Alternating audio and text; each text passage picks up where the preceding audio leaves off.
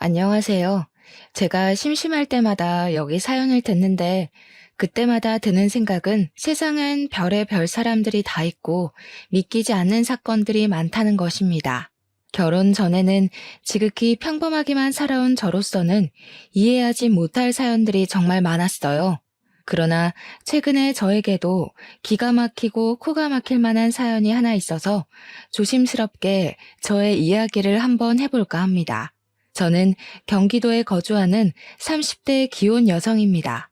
어린 시절 저의 집은 정말 화목했습니다. 부모님은 제 앞에서 한 번도 큰 소리로 싸우지 않으셨어요. 가족끼리 문제가 생기면 항상 대화로 해결하셨고, 어린 저의 의견도 무시하지 않고 항상 존중해 주셨습니다. 이렇게 부모님의 사랑을 듬뿍 받고 자라서인지 저는 마음속에 그늘 하나 없이 성적이 우수하고 교우 관계도 좋은 즐거운 학창 시절을 보냈어요. 고등학교 졸업 후 수도권 4년제 대학교에 입학하였습니다.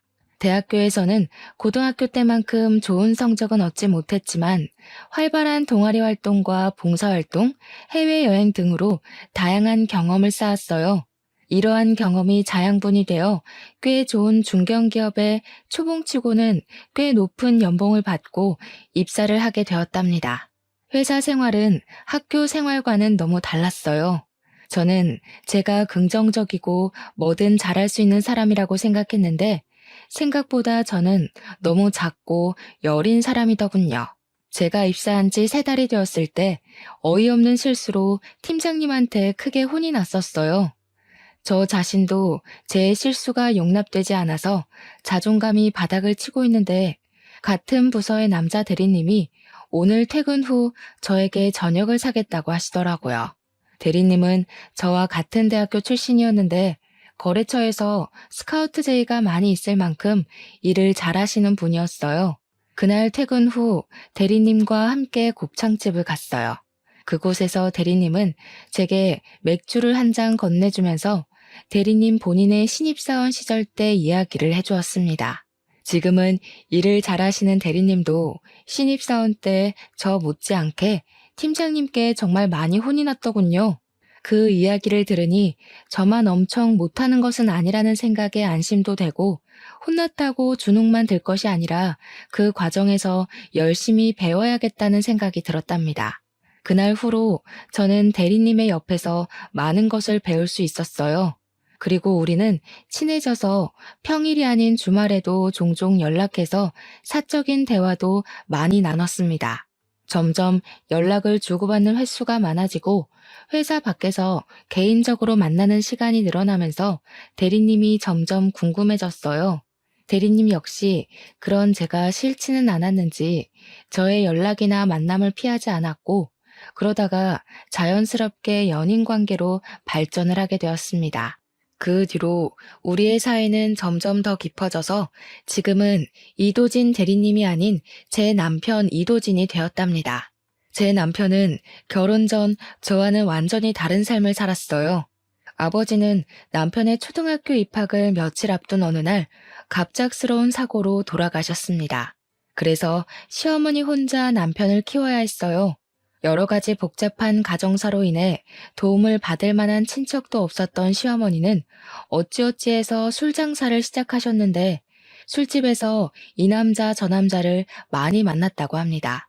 시어머니는 남자들을 만나고 장사를 하느라 어린 남편은 항상 뒷전이었어요.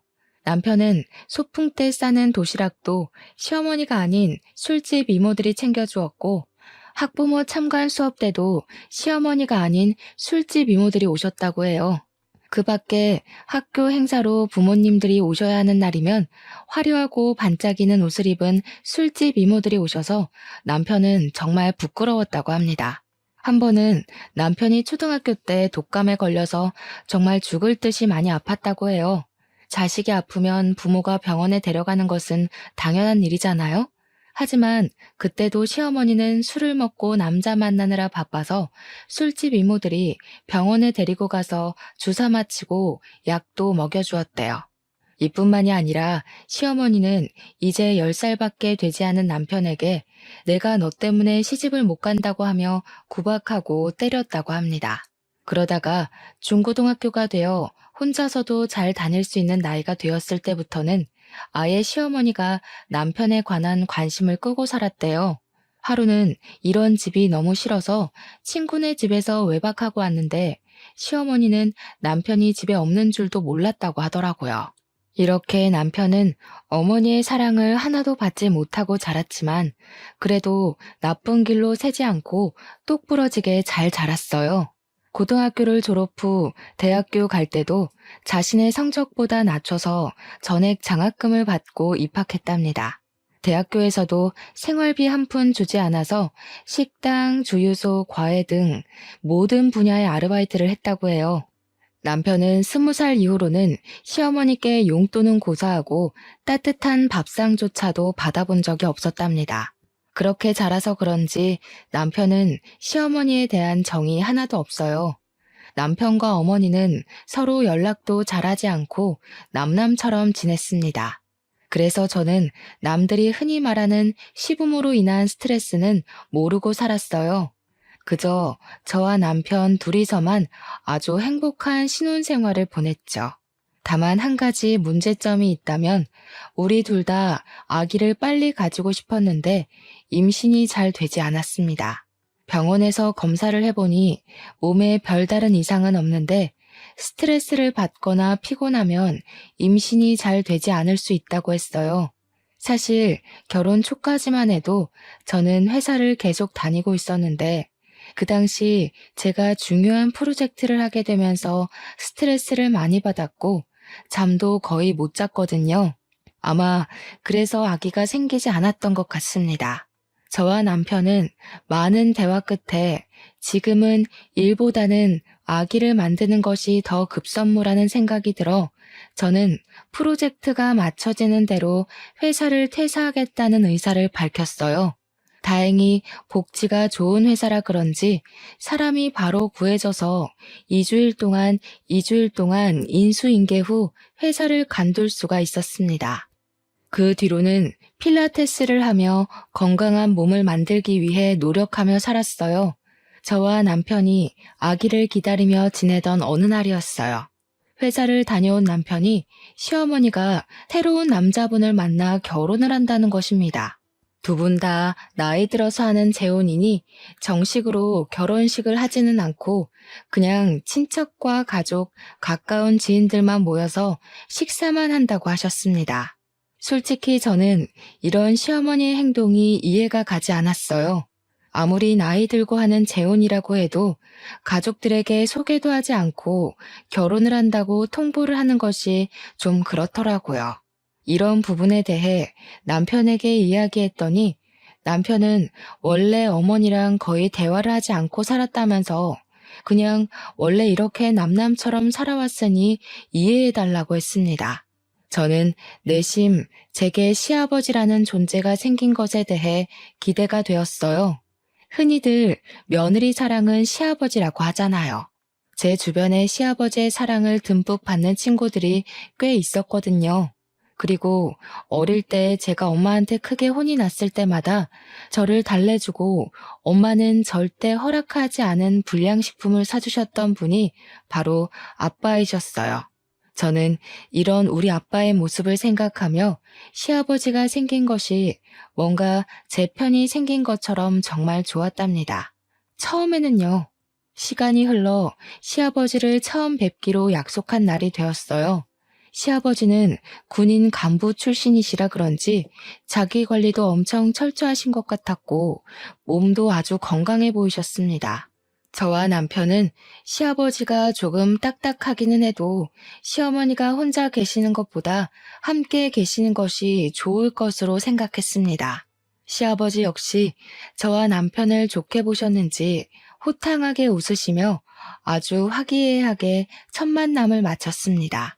시아버지를 처음 뵙고 나서 한 달이 지났어요.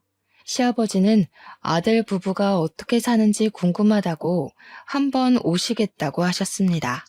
저 역시 시아버지한테 우리 집을 보여드리는 것이 맞는 것 같아서 주말에 오시라고 했어요. 그리고 주말이 되어 시아버지와 시어머니가 함께 오셨습니다. 결혼식 식사 자리에서는 잘 몰랐는데 두 분이 나란히 서 계시니 정말 잘 어울리더라고요. 시아버지는 집에 오시더니 집이 너무 좋다고 칭찬을 하셨습니다. 사실 이 집은 결혼하기 전에 제 아빠가 로또에 당첨이 돼서 그 당첨금으로 장만해줬던 집이었어요. 남편과 결혼할 당시 신혼집을 구해야 하는데 저희가 가진 자금으로 마음에 쏙 드는 집을 구할 수가 없었습니다. 시어머니는 절대 지원을 해주지 않겠다고 하시고 친정 부모님께 도움을 받으려면 받을 수도 있었지만 저희는 우리의 힘으로 시작을 해보고 싶었어요. 그래서 그냥 제가 살던 집을 리모델링하고 이곳에서 신혼을 시작했죠. 지금 이 집이 회사 친정과도 가깝고 대형마트, 병원은 물론 각종 편의시설도 다 주변에 있어서 위치상으로는 최적이었거든요. 아파트가 구축인 것이 단점이라면 단점이지만 내부를 다 뜯어고치니 새집 같았습니다. 게다가 방은 3개나 되고 화장실도 2개나 있고 여름에는 시원하고 겨울에는 따뜻하답니다. 시아버지는 시어머니가 정기적으로 다니는 병원과도 가깝고 마트며 뭐가 다 있다면서 너무 좋다고 칭찬을 계속하셨습니다. 저는 시아버지와 대화를 나누다가 점심시간이 되어 식사 준비를 했어요. 집에서 모든 실력을 다 발휘하고 싶었으나 사실 제가 요리를 잘하는 편은 아니라서 메인 요리만 제가 하고 밑반찬은 반찬 가게에서 주문해서 음식을 차렸습니다. 시아버지는 제 상을 보더니 며느리 밥상을 다 받아봐서 좋다면서 이거를 다 제가 준비한 거냐고 물으셨어요. 저는 솔직하게 밑반찬만 반찬 가게에서 샀다고 말씀드렸습니다.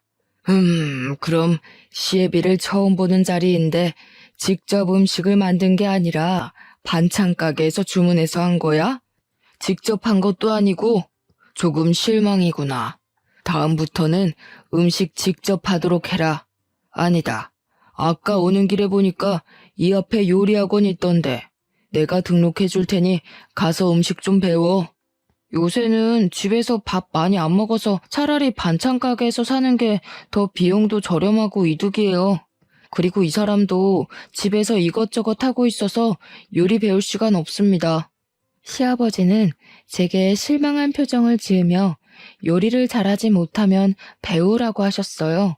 남편은 요리학원에 다닐 시간 없다고 이야기해 주었지만 저는 솔직히 요리에 관심은 있는데 손맛이 없어서 한번 배워보고는 싶었습니다.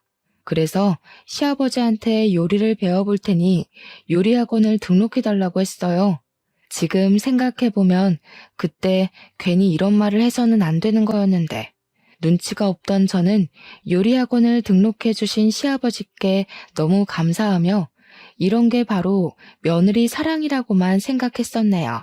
그리고 며칠이 지났어요. 요리학원을 마치고 집에 가는데 시아버지가 저한테 전화해서는 자신에게 아들과 며느리가 생겼으니 함께 정을 나누며 살고 싶다고 하셨습니다. 솔직히 남편이 시어머니와 돈독한 정이 있는 것도 아니고 시아버지는 이제 막 안 사이인데 같이 살면 얼마나 불편하겠어요. 게다가 저는 아기를 준비한다고 집에서 쉬고 있는데 만약에 같이 살면 저는 시부모님과 하루 24시간 내내 붙어 있어야 했습니다. 우리 부모님도 아니고 시부모님과 온종일 같이 있을 생각하니 정말 생각만 해도 숨이 턱턱 막히더라고요. 일단 남편과 이야기를 해보겠다고 하고 전화를 끊었습니다. 그리고 그날 저녁 퇴근한 남편에게 시아버지가 같이 살고 싶다고 하시는데 남편은 어떻게 생각하는지 물어봤어요.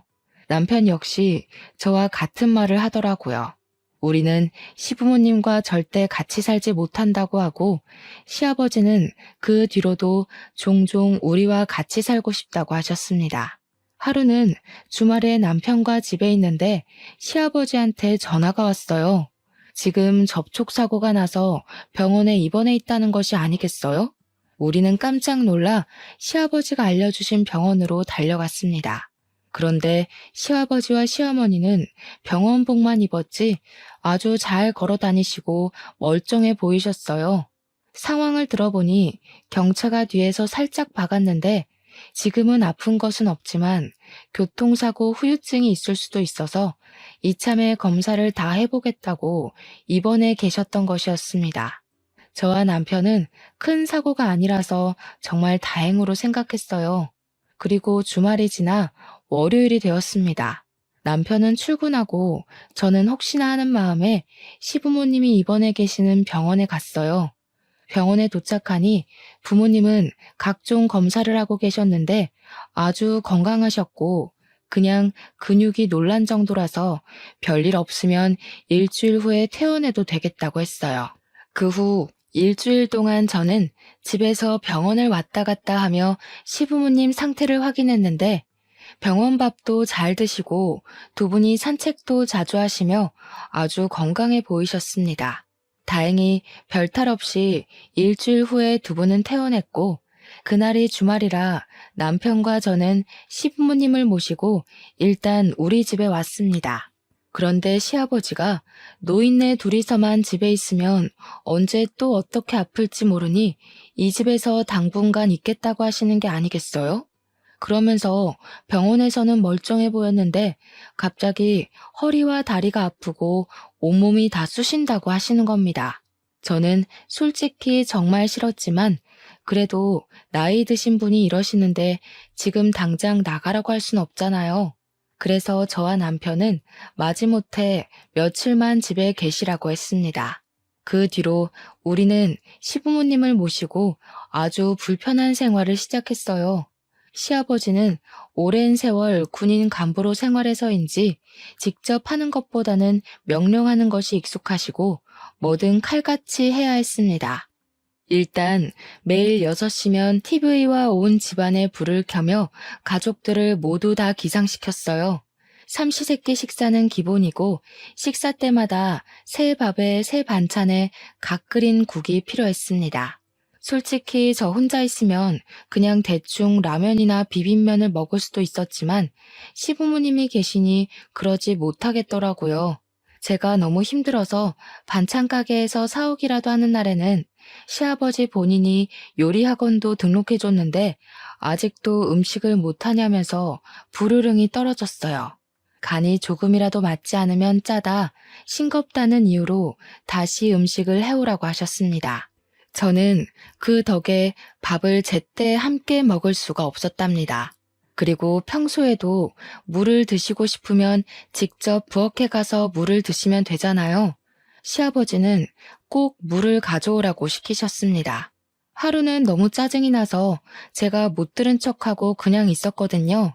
그랬더니 정말 5분이든 10분이든 끝까지 떠오라고 하셨습니다. 또 엄청 깔끔을 엄청 떨어서 매일 청소를 하지 않으면 난리가 났어요. 게다가 일주일에 한 번씩은 흰 장갑 끼고 냉장고 위나 서랍장 뒤를 훑으셨는데 그때 먼지가 나오면 잔소리 폭탄이 떨어졌습니다. 이런 먼지를 누가 다 먹냐며 우리가 생활하면서 다 먹는 거라고 하시면서요. 그리고 뭔가 성질이 날 때는 꼭 거실 서랍을 한 번씩 다 뒤집어서 정리를 시키셨습니다. 신발과 수건도 무조건 정확한 각오로 정리되어 있어야 했죠. 조금이라도 흐트러진다면 사람이 정신 상태가 글러먹었다면서 잔소리를 그렇게 해댔죠. 그런다고 시아버지가 하는 것도 아니에요. 무조건 제가 다 해야 했죠. 만약에 하지 않는다면 온종일 쫓아다니면서 잔소리를 하셨답니다. 이런 생활이 너무 답답해서 남편이 출근과 동시에 집을 나가려고도 했고 회사를 다시 구하려고 했지만 갓 결혼하고 임신 준비 중인 저를 채용하려는 회사가 없더라고요. 그런다고 매번 나가 있자니 돈도 돈이었고 마땅히 갈 곳도 없었습니다. 친정에 가 있을까도 생각했지만 매일 가면 부모님이 걱정하실까봐 그러지도 못했네요. 그리고 시아버지는 밤 10시가 되면 주무셔야 한다고 불을 꺼버렸습니다.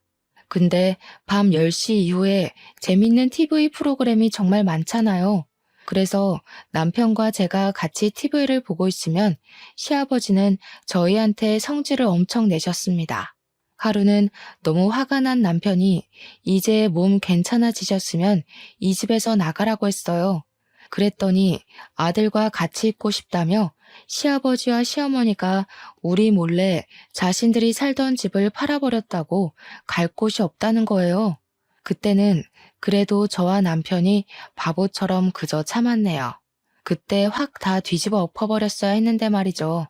아무튼 그 뒤로 시부모님은 집에 있던 모든 짐을 가지고 아예 우리 집에 눌러 앉으셨답니다. 두 분이 집에 눌러 앉은 뒤로는 시어머니도 저에게 시집살이를 엄청 시키셨어요. 소소하게 잔소리는 기본이었고 아버지의 삼시세끼를 차리는데 도와주기는커녕 옆에서 시아버지보다 더 저를 구박했답니다. 정말 모든 순간이 기가 막히고 코가 막혔지만 그 중에 가장 어이없는 사건이 하나 있었어요. 때는 찬바람이 슬슬 부는 초겨울이었습니다. 하루는 집에 있는데 시어머니가 김장해야 한다고 하셨어요. 옛날에는 시어머니의 언니, 그러니까 큰 이모님 댁에서 농사지은 배추 1000포기를 뽑고 직접 절이셔서 김장을 했다고 해요.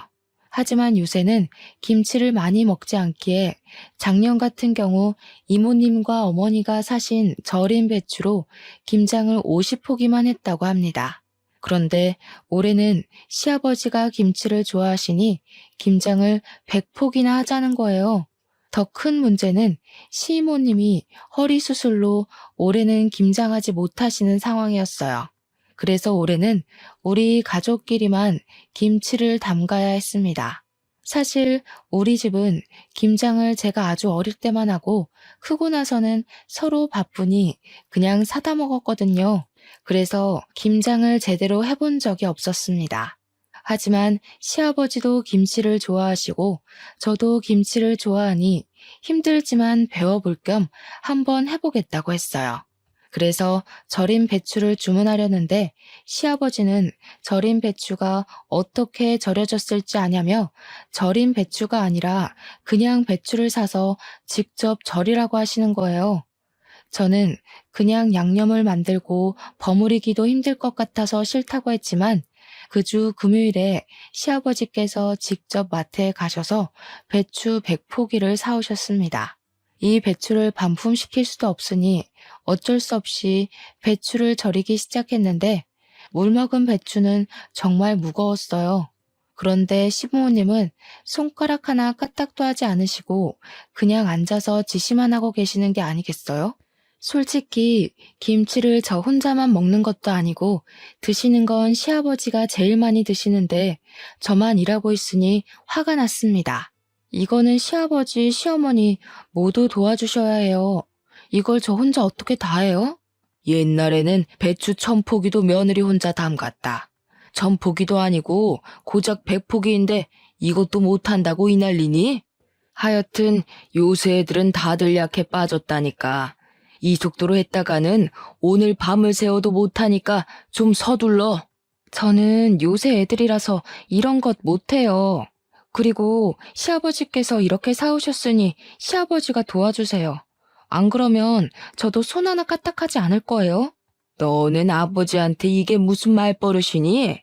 말 똑바로 못해? 저렇게 싹수가 노래서야 원. 시부모님이 저한테 빨리 제대로 하지 못한다고 구박하는데 남편이 퇴근하고 집에 들어왔습니다. 남편은 배추가 거실에 쌓여 있는 것을 보고 이게 다 뭐냐고 했어요. 저는 남편에게 제가 배추를 절이고 있는 이 상황에 대해 다 이야기했습니다. 지금 다들 제정신이세요? 이 100포기를 어떻게 여자 혼자 다 해요? 사람 알아 눕는 꼴 보고 싶어요? 지금 네 와이프라고 편드냐? 옛날엔 여자 혼자 1000포기도 다 했어. 옛날 사람들 다 했어도 엄마는 그런 얘기 하면 안 되지 않나? 솔직히 엄마는 김치 제대로 담근 적 없잖아. 시이모가 다 했지. 아니야? 엄마가 언제 1000포기나 했다고 그래? 시어머니는 남편의 말에 아무 말도 하지 못하고 당황해서 가만히 있었습니다. 알고 보니 이전에 시이모님과 둘이서 천포기를 김장했다고 말씀하시던 모든 것이 다 거짓이었더라고요.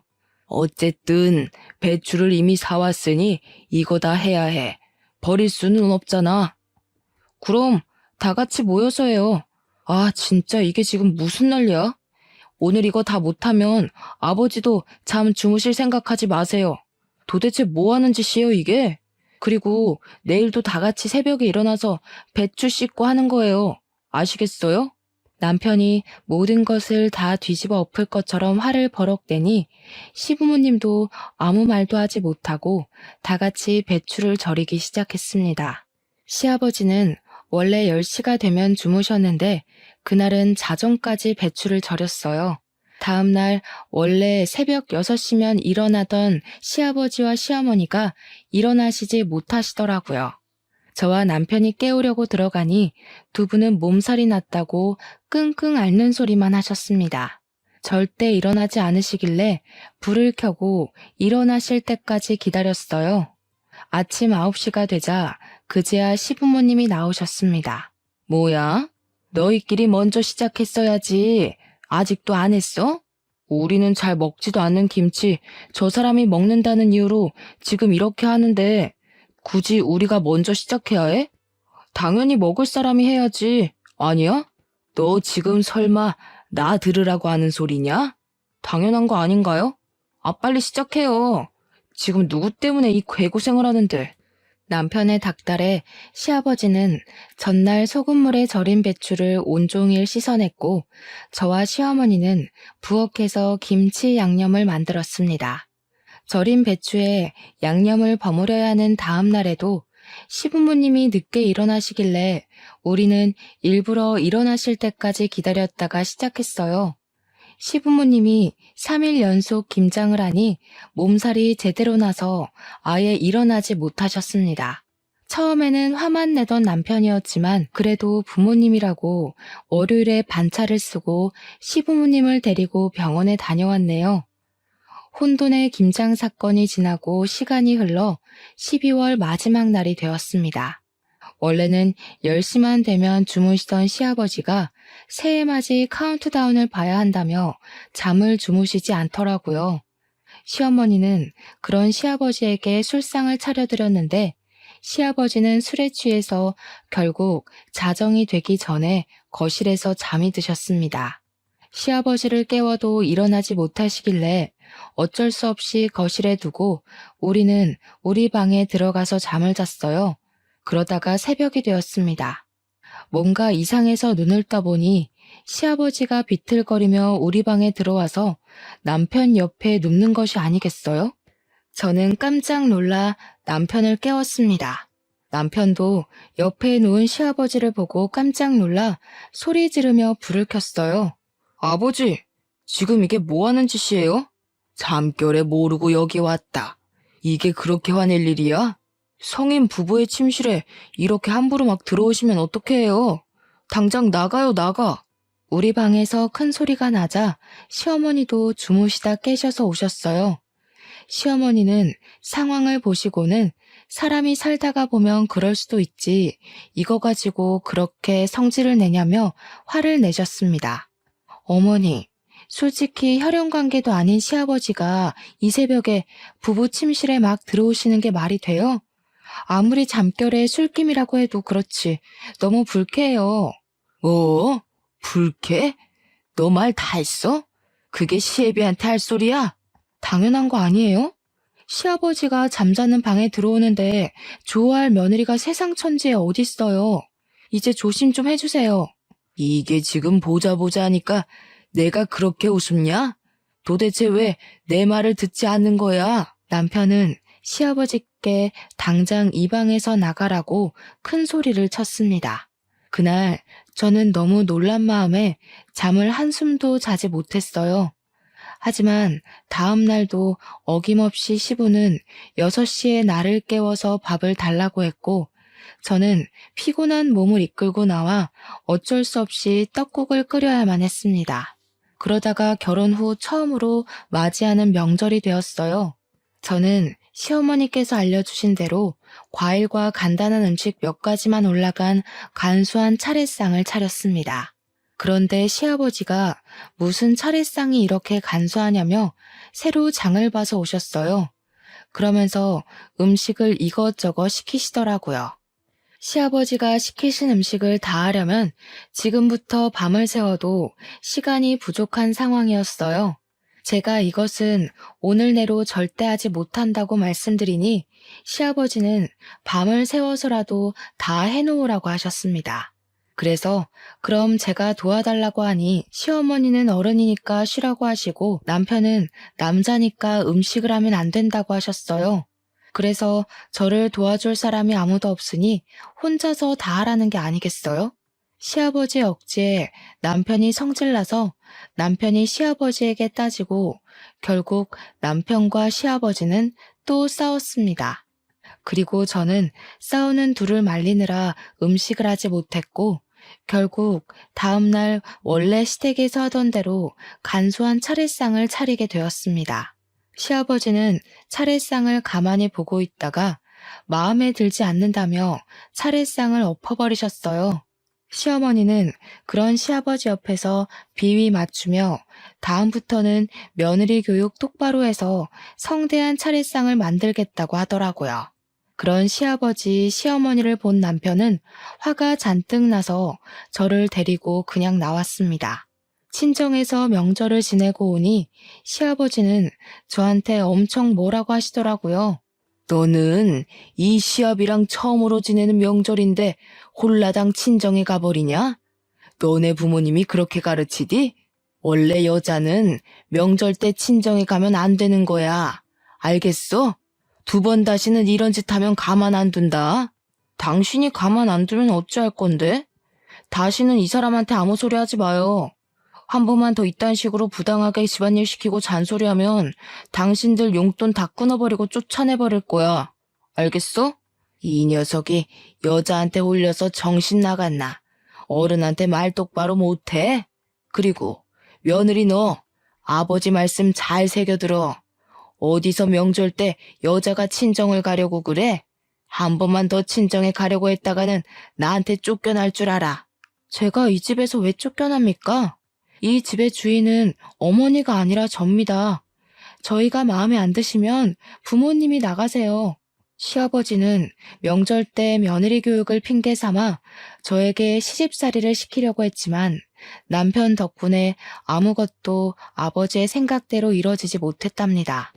그렇게 시끌벅적한 명절 연휴가 끝났어요.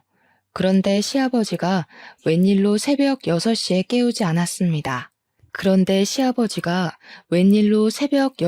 깨우지 않았습니다. 남편과 저는 시아버지가 오시고 나서 처음으로 아침 7시 반까지 푹 잠을 잘 수가 있었어요. 남편이 출근 준비를 할 때도 밥 달라는 소리도 하지 않고 가만히 계셨습니다. 하지만 남편이 출근하니 그때부터 밥해라, 청소해라 등의 잔소리를 하시기 시작하더라고요. 네 남편이 없을 때는 내가 왕이야. 넌 며느리니까 서열이 가장 미치고. 그니까 무조건 내 말에 절대 복종해야 해. 알겠어? 빨리 청소하고 정리하고 해라. 여기 서랍장은 이게 뭐니? 이거 다 정리 똑바로 해. 알았어? 정리 다 하기 전에는 쉴 생각 마라. 여기 서랍을 다 뒤집어 엎으시면 어떡해 해요. 그리고 며느리라고 무조건 절대 복종은 아니죠. 이 년이 지금 어디 앞이라고 큰 소리야? 그만하지 못해? 며느리는 원래 종년이야. 저는 남편이 가자마자 시부모의 잔소리와 구박을 들어야 했습니다. 그냥 이 집을 나가버릴까 생각하고 있는데 남편이 들어오더라고요. 내가 이러고 있을 줄 알았어. 근처에 볼 일 있어서 잠깐 들렸는데 역시나군요. 여보, 이 사람들 말 듣지 말고 방에서 할 말 있어. 잠깐만 와봐. 야, 이 사람들이라니. 그게 애미한테 할 소리야? 저게 여자 잘못 만나서 홀려서 정신을 못 차려요. 남편은 저를 방으로 끌고 들어갔습니다. 그러더니 남편은 우리 집 근처 신도시에 청약을 넣었는데 당첨이 돼서 조만간에 이사 가야 한다고 하는 거예요. 저는 설마 시부모님과 함께 가야 하냐고 물었어요. 남편은 당연히 그러지 않을 것이고 우리 둘이서만 가겠다고 하더라고요. 하지만 시부모님은 절대 나갈 생각이 없는데 어떻게 할 것이냐고 했더니 남편은 다 자기에게 계획이 있다고 하며 일단 청약 당첨된 것을 절대 이야기하지 말라고 했습니다. 남편은 다시 회사로 나가고 저는 방에서 혼자 쉬고 있는데 시부모님이 방에 들어오셨어요. 아까 둘이서 무슨 얘기를 그리 소곤소곤 했냐길래 저는 남편이 시킨 대로 아무 말도 하지 않았습니다. 시부모님은 답답해서 팔짝 뛰는데 이제 이 두 사람을 보지 않아도 된다는 생각에 너무 좋아서 웃음이 막 났답니다. 그리고 2월이 되었어요. 2월에는 시아버지의 생신이 있었답니다. 남편은 시아버지의 생신을 맞이해서 모든 가족을 한자리에 모았어요. 결혼하고 처음으로 맞이하는 아버지 생신이니 선물을 하나 준비했어요.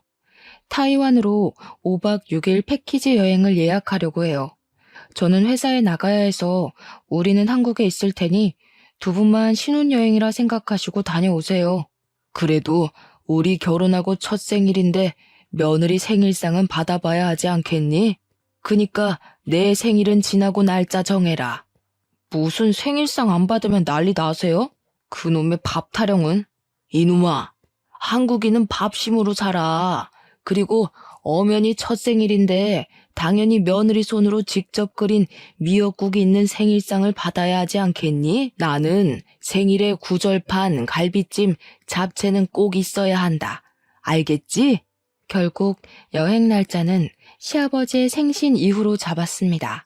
시아버지의 생신날 마음 같아서는 미역국만 달랑 해드리고 싶었으나 남편이 그래도 첫 생일이니 해드리라고 하며 저에게 고생이 많다고 현금 100만 원을 주었어요. 저는 그런 남편의 마음이 참 고마웠습니다. 그리고 생신날 새벽부터 일어나서 구절판 갈비찜 잡채에 미역국을 했어요. 솔직히 이 정도도 진수성찬이라고 생각했는데 시아버지는 자기가 말한 것만 딱 차렸다며 뭐라고 하셨습니다. 저는 새벽부터 일어나서 준비했는데 제 노력은 알아주지도 않고 오히려 부족하다고 타박하니 정말 기분이 좋지 않았어요. 그래도 시아버지의 생신인 좋은 날인데 그런 날을 망치고 싶지 않아서 그냥 꾹 참았네요. 그리고 일주일이 지났습니다. 이날은 시부모님의 여행날이었고 시부모님은 아주 신이 나셔서 공항으로 떠났습니다. 우리는 두 분이 떠나자마자 바로 포장이사를 불러 그 집을 떠나 청약 당첨된 신도시로 이사를 가버렸답니다.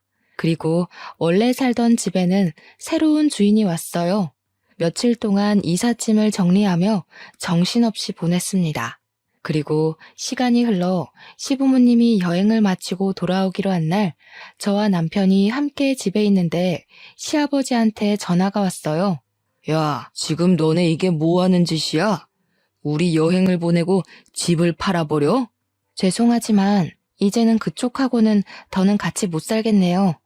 솔직히 제가 그쪽의 진짜 며느리는 아니잖아요. 그리고 집이 무슨 군대도 아니고 군대처럼 하나하나 다 명령하고 지시하고 간섭하고 너무 힘들었다고요. 그런다고 어른들을 여행 보내놓고 감히 니들끼리 이사를 가? 너네 지금 어디야? 당장 못 와? 제가 오죽하면 이러겠어요, 오죽하면. 정말 답답해서 살 수가 없어요. 저는 이제 죽었다 깨어나도 두 분 못 모시고 살아요. 시아버지와 시어머니는 당장 오라고 소리를 고래고래 지르면서 난리가 났습니다. 그 소리를 들은 남편이 제 전화를 빼앗아갔어요. 더는 못 참아요. 엄마는 저 어릴 때부터 그놈의 남자의 술에 빠져서 날 쳐다보지도 않고 나이 먹고 결혼한 사람은 자기가 왕이라도 되는 양 이래라 저래라 간섭하면서 제멋대로 행동하고 그게 지금 어른들한테 할 소리야? 내가 너 그렇게 가르쳤어? 이게 여우 같은 년한테 홀려서는 전현 저거 나중엔 내 아들 간 빼먹는 거 아닌지 몰라? 말 가려서 해. 그리고 엄마가 날 언제 가르치기나 했어? 남자한테 빠져서 이 남자 저 남자 만나느라 바빴잖아. 그쪽들 짐은 이삿짐 센터에 맡겨놨으니까 알아서 찾아가세요. 이제 전화 끊습니다. 남편은 전화 그렇게 끊어버리고 시아버지, 시어머니 번호를 차단해버렸습니다. 그리고 다음날, 그날은 토요일이었어요. 남편이 잠깐 마트에 가고 집에 저 혼자 있는데 누가 문을 3개 두드리더라고요. 보니까 시부모님이 어떻게 알고 우리 집에 오신 거예요. 시아버지는 여기에서 사는 거 다 안다며 나오라고 소리를 치셨는데 하도 시끄럽게 하셔서 어쩔 수 없이 일단 문을 열었습니다. 문을 열자마자 시부모님이 집에 막 들어오시더라고요. 야, 너네는 어른에 대한 공경 예의 따위는 몰라? 어떻게 사람들이 그래? 아버님이야말로 너무하신 거 아니에요? 막말로 늦은 나이에 아들과 며느리를 얻었으면 어른답게 행동을 하셔야죠. 하나하나 간섭하고 따지고 제대로 하지 못하면 구박하고 그저 받기만을 원하시고 저는 그런 분을 제 아버지로 못 모시겠어요. 이 인연이 말하는 꼬락서니 좀 봐. 뚫린 입이라고 막 뺐네.